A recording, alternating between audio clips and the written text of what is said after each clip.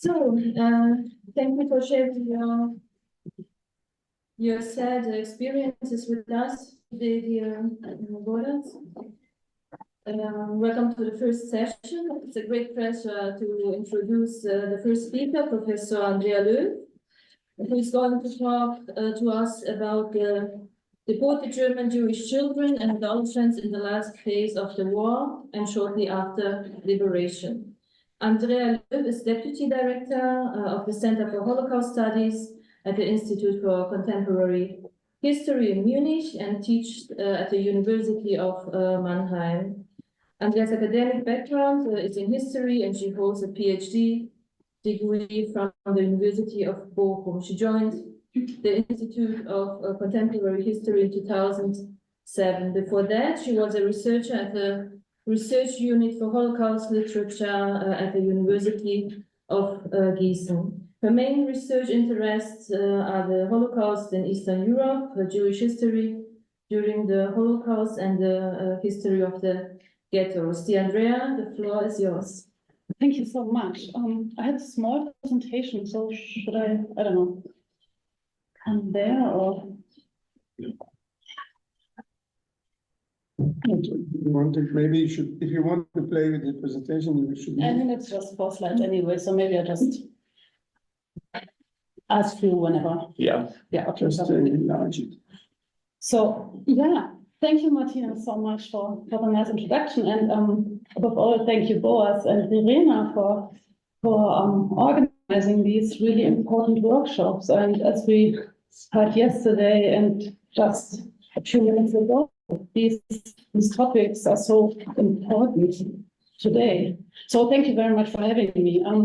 Well, I'm going back some 80 years now again, and I'm not even talking about rehabilitation, but so to say the sort of prehistory of what we will be discussing today. So I'm going to talk about this very last excuse me, period of the war. So I'm starting in 45, these last weeks, months of the Holocaust, and also the very first period of well, what they call after liberation. And I will start with 3 quotes or stories. So the first quote: "Free at last. We were all just skin and bones. I weighed 97 pounds and couldn't manage to get up on a chair. My mouth was sore. I couldn't eat all the bread, soup, and meat I was offered from the Red Army kitchen."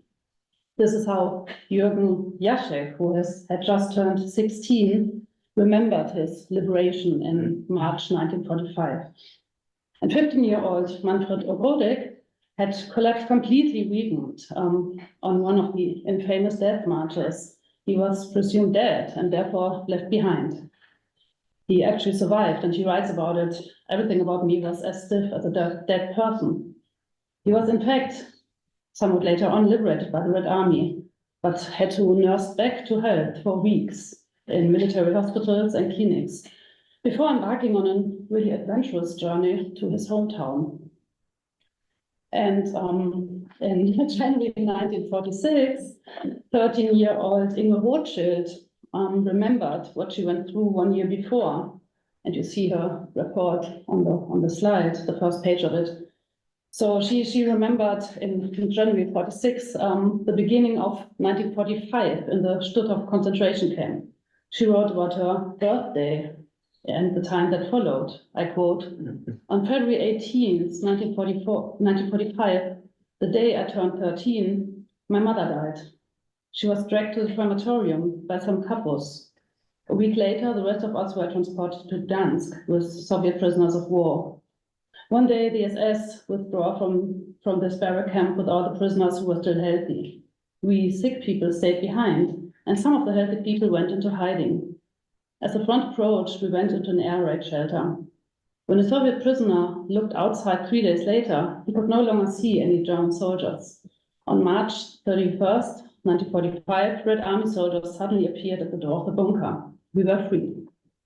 This is how Inge Rothschild from the German town of Euskirchen, who had been deported from Cologne to the Riga ghetto in December 1941, described her experience at the end of the war to the Central Jewish Commission in Thorn. as I said, in January 1946. Her father and her two siblings who had been deported to Riga with her did not survive either, so the girl was all alone. These are just three examples of how children and adolescents experienced the end of the war.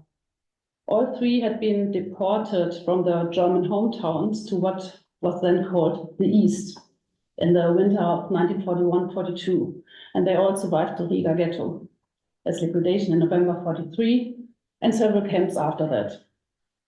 Survivors of the ghetto liquidations often faced a real odyssey through several work and concentration camps before they were forced on the infamous death marches. Some were liberated from concentration or labor camps. Others had managed to escape in these last chaotic days of the war, and they found themselves somewhere in Polish, Czech, or Eastern German lands. So my presentation today is based on a research project in which I investigated experiences of German-speaking, so it's German and Austrian Jews before, during, and after their deportation to the East. So they were deported to the Riga, Minsk, and several other ghettos in occupied Poland. So this book will come out next month, and it's based on diaries and letters people wrote during the time of persecution, but also on testimonies and letters written directly after liberation. And my book project ends with the phase I'm describing today. So what I'm presenting today is the result of my old project and may lead to something new. To give it just some short background about the deportations. So after the occupation of Poland, the Nazi leaders' ideas about what should happen to the German and Austrian Jews changed. Before that, forced immigration had been the instrument to get rid of as many Jews as possible. Now the newly occupied areas of rule opened this new possibility of what they called evacuation. So various deportation experiments failed, and then beginning of fall of 41, the systematic deportations began. I'm not going into detail here, but in this phase of 41, winter 41-42, several thousand Jews were deported to the Lodz ghetto and also to the former Baltic states. And I will today focus on Jewish children, adolescents who had been deported to the Riga ghetto and then experienced liberation. So very few of the deported children and young people actually survived to see the end of the war. Many early testimonies from survivors that I had worked with come from young people who were already, well, in a way too old for the context we are discussing here. So many were in their early 20s in 1945. If we take the example of Riga, with the largest group of survivors in relative terms, only 1,075 out of approximately 25,000 deportees survived, and only 109 survivors were 17 or younger in May 1945. And I would like to thank my colleague Alfred Ecker from Nuremberg for providing me with these numbers. In case of some other deportation destinations, such as the ghettos in the so-called Lublin district, almost no German Jew survived, and let alone children or adolescents. So in Riga, as in the other ghettos in occupied Eastern Europe as well, only those the German occupiers considered fit for work were allowed to survive, at least temporarily. And as in other places as well, during several murderous, what they called actions, they selected and killed most of the children. On November 2nd, 1943, the security police liquidated the Riga ghetto in one of those actions, in which they selected children, the elderly and the sick, while the other Jews were at their workplaces. And all these children and elderlies were deported to Auschwitz. The few children who survived the dissolution of the ghetto were murdered by the German authorities and their local helpers in the spring and early summer of 1944. Inge Rothschild, whom I quoted at the beginning, lost her brother in April 1944 during the action in one of the camps near Riga. A Jewish policeman picked her up from work. She remembers in this record, which is on the slide, "My parents came to me and cried. My brother had been taken away. Through clever questioning, they had found out out from him that he was only 9 years old. The fact that he was working was not taken into account. A man my father later sent to me told me that my brother had been deported to Auschwitz with many other children. End of quote. And Manfred Obrodek, whom I also quoted in the beginning and who's the first page or the cover of his 48 report is on the slide. He had survived the ghetto liquidation together with his brother in hiding, but then in his action in 1944 also lost his 9-year-old brother. The next slide. Bernd Hase, who was himself deported from Gelsenkirchen to Riga as a teenager, documented this cruel action against the last surviving children immediately after the war in a drawing. So this is a drawing from 1945 by Bernd Hase, and this is one of the satellite camps of the concentration camp Kaiserwald near Riga. So with this, I want to come back to the year of 1945 and what commonly is called liberation. Most of these children and more adolescents who survived had experienced being separated from their parents, in some cases without much doubt about their faith. Others still hoped to find their parents again, hoped that they had been transferred to another camp and they would find each other again. For this reason, the greatest wish for some of them was to return to the place that had once been their home, in the hope that they would be most likely to meet their loved ones there again. Esther Ullmann, whose mother and brother had been killed, remembers his emotions at that special moment when he first saw Soviet soldiers. He remembers, I had been waiting for this moment for 3.5 years. Now I was free. The nightmare pressure was over. I threw myself on the straw in my corner and cried for hours.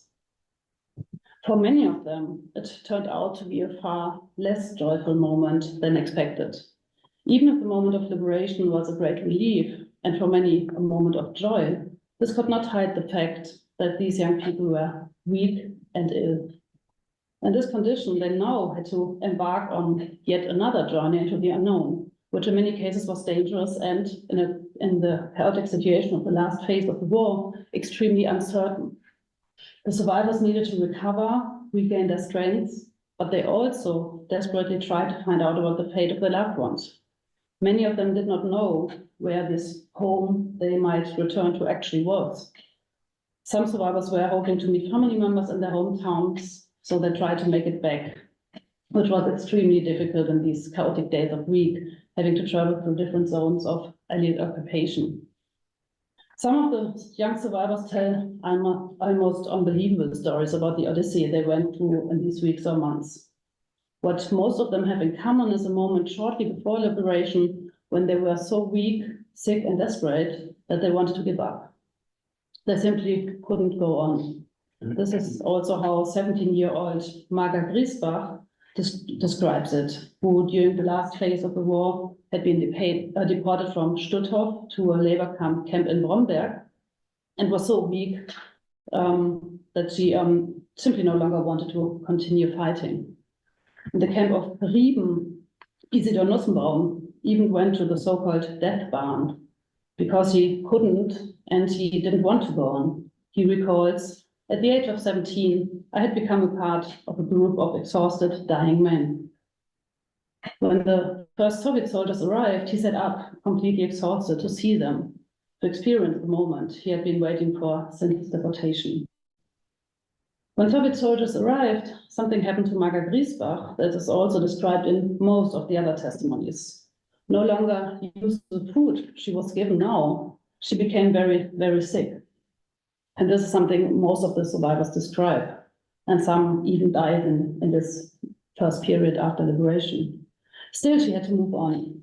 Together with her mother and other German Jewish women, she was caught between the front lines several times. They were once again taken prisoner by the Germans, and only after various escapes and rescue operations, which the weakened young girl had to organize for her mother, who was unable to continue with her frozen feet, were they really saved. She later wrote about the moment when she finally knew her mother was safe and in medical care. She remembers, that was the happiest day of my life. I was 17 and had managed to get my mother and me through.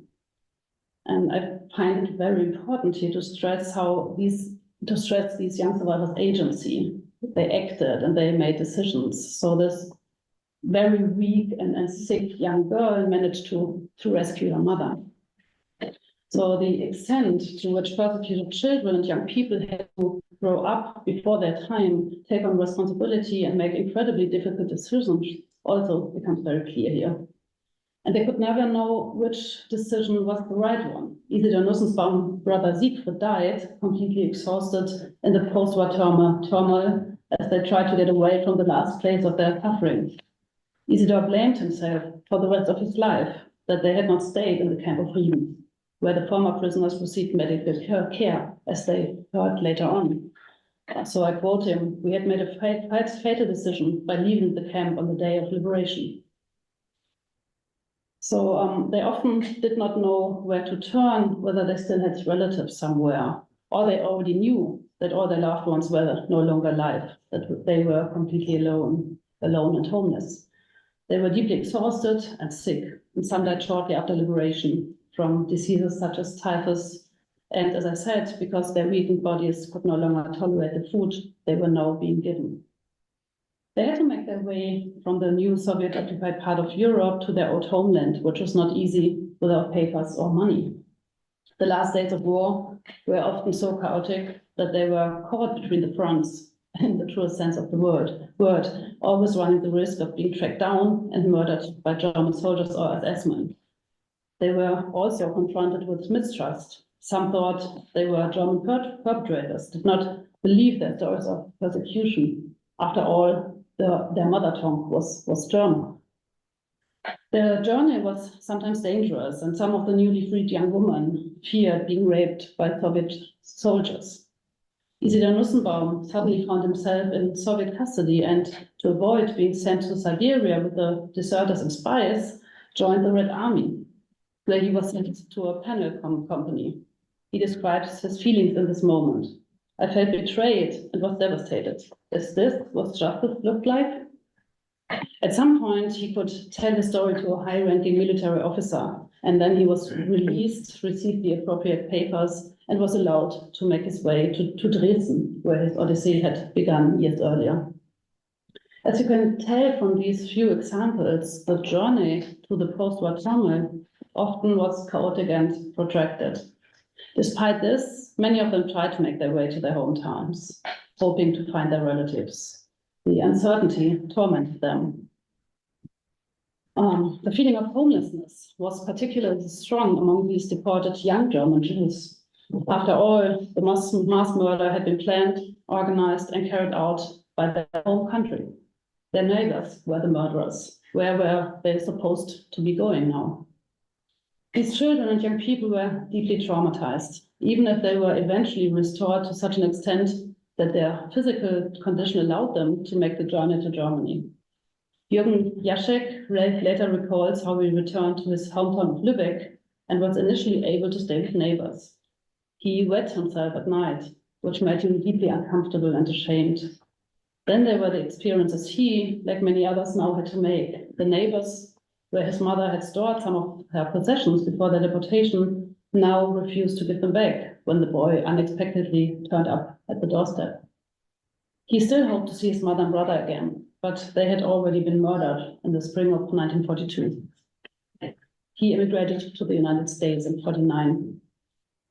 In their first letters to relatives abroad, many of the survivors described their painful experiences in the last years as early as 1945. By writing them down, they perhaps also tried to understand themselves what had happened to them. Some begin very detailed records, write something really from their soul, try to put the incomprehensible into words and thus sort out their feelings and thoughts a little. They document their fate, the fate of their loved ones, and the crimes of the National Socialists. So the 17-year-old Siegfried Ziering, who you see on this picture, the picture was taken just before his deportation in 1941, you see him with the yellow star. And he survived together with his mother and brother, and already in June 1945 wrote a long letter to his father, who had immigrated to Great Britain before the war. His situation was rather an exception. He was now in a refugee home in Sweden. You see on the letter, he writes this letter in Holzbybrunn, where he was being cared of, and he was together with his relatives, and he already knew where his father was. So this is a rather exceptional example, I would say. So at the time they wrote down their first reports, many others still feared for their relatives, hoped for reunion, and this was in many cases a hope that later on would be disappointed. 17-year-old Walter Kremer returned home, even though his mother had been murdered in Auschwitz and his father in Buchenwald. And at the time when he wrote down his very detailed report on what happened to him in Riga, he still hoped that his sister would arrive soon. And 16-year-old Gertrude Schneider's father had been deported to Buchenwald shortly after the family's arrival at Stutthof.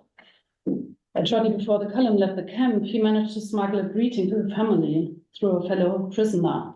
She remembers this is what he said, or he wrote: "Keep each other safe, cheer up, don't give up, it won't be too long. We'll meet in Vienna." When Gertrude returned to Vienna at the end of the war, hoping to meet her father again, she learned of his death. The train was taking prisoners towards Bavaria in the last days of the war, but the wagon in which her father was left on a siding in Weimar. And when the American troops opened his wagon 2 days later, he was dead, his body still warm. One of the survivors from that wagon told Gertrude about it when he returned to Vienna in August 1945. And the last, so Gertrude Schneider later on was a famous historian of the Riga ghetto as well. So this journey into terror was one of her books about the ghetto and German Jews there. So to sum up, Inge Rothschild, Isidor Nussenbaum, Jürgen Piasek, Gertrude Schneider, and all the others I briefly spoke about today survived the Holocaust. However, the term liberation does not really capture the experiences that these children and young people had lived through in the spring and early summer of 1945. The phase examined here was extremely dramatic. Survival became, so to say, a race against time. In the last camps and on the death marches, the situation was even more confusing and unpredictable than before. And for those young people who experienced the long-term moment of liberation, a dangerous and difficult phase full of uncertainties followed, certainly after an initially overwhelming joy and relief, which they also had to overcome completely weakened. They were sick, traumatized, wandering through a chaotic post-war Europe in the hope of finding surviving relatives, friends, perhaps even their parents, a hope that was often disappointed. But they were, and I find this really important to talk about their agency, they were also acting, they were making decisions, difficult decisions, they were fighting for their lives. And I think, to sum this up, this short, important phase really deserves more attention, especially in the field of Holocaust studies, where research often starts with the moment when those survivors are in the DP camps. But I think this year of 1945, this very short period during and after liberation is really important. And how these young survivors were able to deal with these experiences, with the physical and mental damage, and how others try to help them. This will be the topic of other presentations today, and is of course the topic of your important initiative. So thank you very much. Thank you.